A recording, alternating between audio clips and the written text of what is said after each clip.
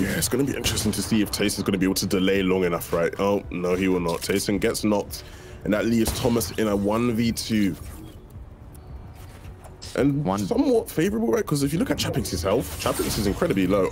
Oh, spoke too soon. Nice little caster special there with the bolt action sniper, you know, to the menu screen, I like to call it. But now we have Kazi and Hoofishy, who both are maxed out.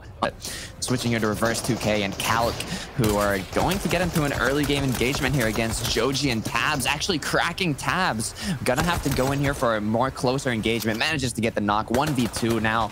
Calc and reverse 2K versus Joji. Will they be able to get the 2 eliminations? And there it is. Nice little 10 points.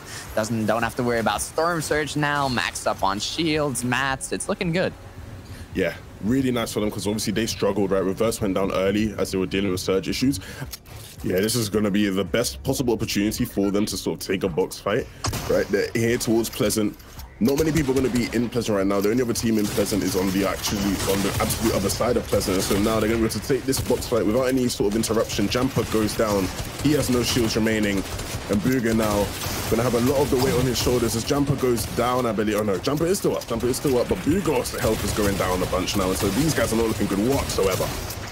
Clix is just absolutely a step ahead in this box fight right here, just getting so many tags, so many of those high impact tactical shots onto Booga and his duo Jamper that they came out on top without even losing any shield. That is a great 10 points for Clix and Day alongside those materials and shields that come with it. Very well played.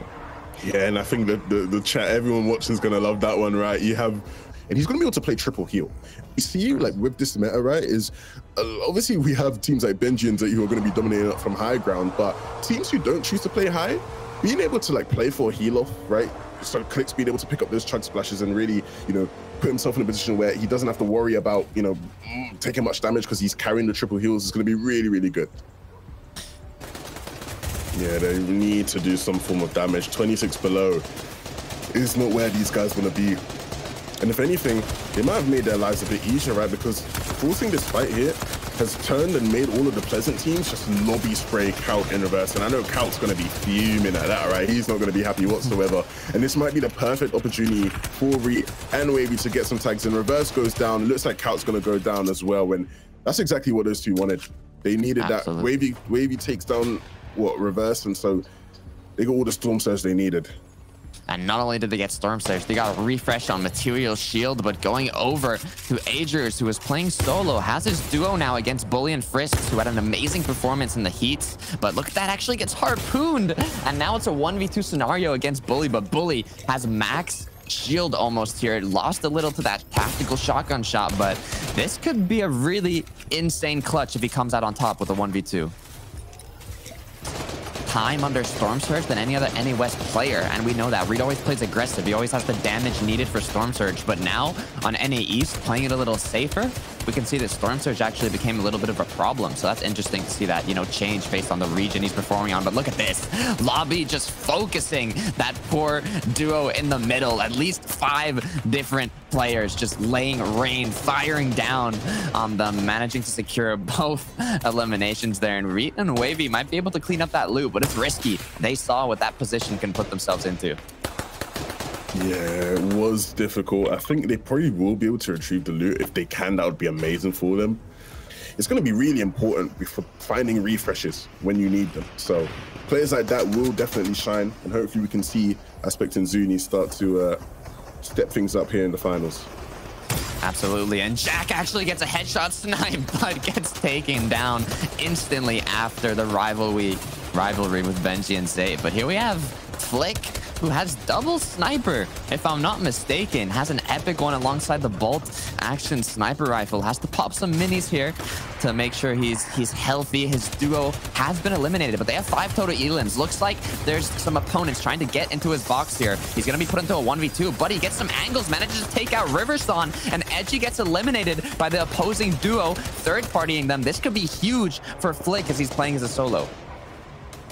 Yeah, it's going to be really important if you can get that. That's going to be huge for his game and his chances of picking up some points, right?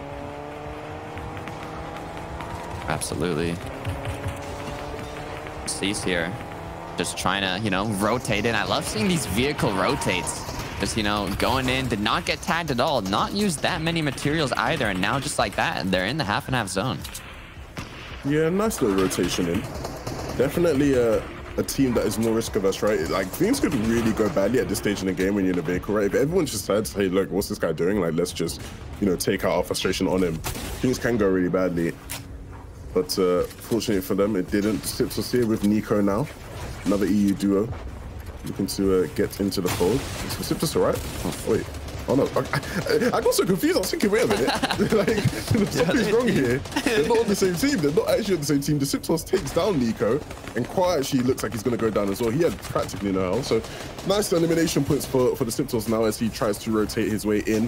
It's going to be difficult, though, because you can see so many teams, so many players looking to hold him in. Floki is still up, though. So, I really wonder where Floki is, because Floki's up, but they're not together.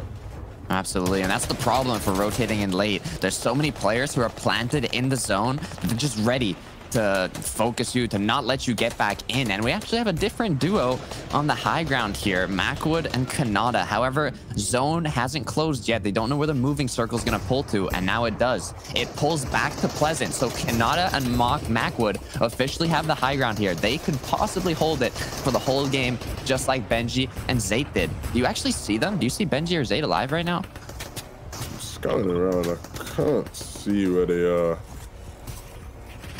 Hopefully we can figure out where they are precisely now. But look, this is what I did want to see, right? Because Kanada and Mackwood, once again, putting themselves in a position where like they can look for height. Like they were in a similar position last game, weren't able to make much of it. And I actually really cannot see Benji and Zayt. I don't know if they're still up. Benji and Zayt have been eliminated. Yeah. So now. This is huge for Mackwood and Kanada, though. Yeah, absolutely. Just like we said before, there's not much items that can be used to take the high ground from Mackwood and Kanata. So if they stay aware, they keep tarping ahead or using bouncers to get ahead of this zone and conserve materials, they could be able to hold this for the rest of the game. But meanwhile, the action on the low ground, just like always, is absolutely insane. It's chaotic. There's eliminations happening left and right. People using materials, people using bouncers. It is just how it is here in the finals. Yeah, and I can't wait to see how this one unfolds for these two young men, because Kanada and Mackwood on high ground is nothing to joke about, right? These guys know how to finish games out from this position. And so with thinking 800 above, no worries about surge whatsoever, going to continue to just bounce towards the front side. Not even bothering to stagger their rotations in any way. They're not worried about anybody potentially taking the high or having any problems of holding the high ground whatsoever.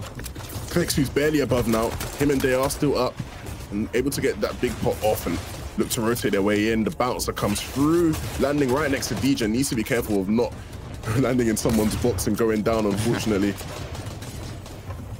Doing a great job rotating, though. They're making sure he uses those bouncers to not waste his materials here, as he does not have too many. Looking for tags back on zone for that Storm Surge, trying to maybe box an opponent here. I think he actually got into a box. I don't know if it's his duo or an enemy, but now back to Kanata and Mackwood that are just holding on to this high ground, doing a great job of applying pressure down below. We see Reap there from the NA West region trying to make his way through, but it's getting difficult. This is where the players are running out of mats. We can see so many people do not have shield left. This is where it gets risky. Yeah,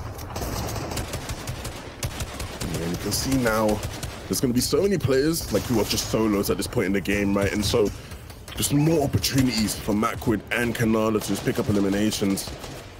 You can see here some of the duos are still up though, right? Saf and Stretch, they are still up. They are playing in that mid-ground, and they definitely are comfortable in that position. And so maybe we'll be able to see them feed on some of these solos who are lurking below. Absolutely. Clicks trying to get that big pot off, see if he can max himself up on shield, because he knows they're going to have to get into a battle here soon. There's so many duos in the surrounding, but he catches C's off guard, doesn't actually get to box him up. But now Hoofishy trying to get a wall replaced there, makes it out of wood, so that's risky. It could get broken easily, but there's just so many battles going on right now. Cease on the low ground, Clicks in the mid ground, Kanata and Mackwood still in control of that height. Yeah, they are in absolute control. There's not a fear in the world. They are not worried whatsoever. They know Zayt and Benji are not in this game. They know they're not a factor. They are just going to comfortably sit up on height here. But going on below, you see Clicks and they are going off. They has picked up 3 eliminations in such a short amount of time, and Clicks picking up 2. These guys are popping off on the low ground right now. Absolutely, but Clix at the same time is continuing to tarp out. That's that high-level gameplay, making sure he's good in the next moving circle, and now has the opportunity to look back and find more eliminations. Cease is still alive. Who Fishy, Day, Clix's duo. They're just getting ready for the action, holding these duos down below, seeing what they can do. You can see there as well, Canada, the eliminator extraordinaire, dropping down, really trying to force these low ground teams to fight it out so that Macwood can stay above. Cease now takes down Clix. They are going to be doing a great job of controlling that low ground as they're doing. As I say that, one goes down actually. It looks like Day's going to be able to avenge his fallen soldier. But look above, Macwood and Canada. Oh no! It looks like Canada might actually go down. There's so much health taken there. Canada goes down today. Macwood's going to be able to refresh, but it looks like it's just a 1v1 now. And Skittles goes down to Macwood. I mean, after that performance, we have to see how exactly Zayt and Benji Fishy are doing after getting eliminated relatively early in game number 2. And it's actually Canada and Macwood, of course, the team that got the victory royale and held high all the way from the 6th zone in first place right now, 136 points. And Damon and Clix actually jump up into 2nd place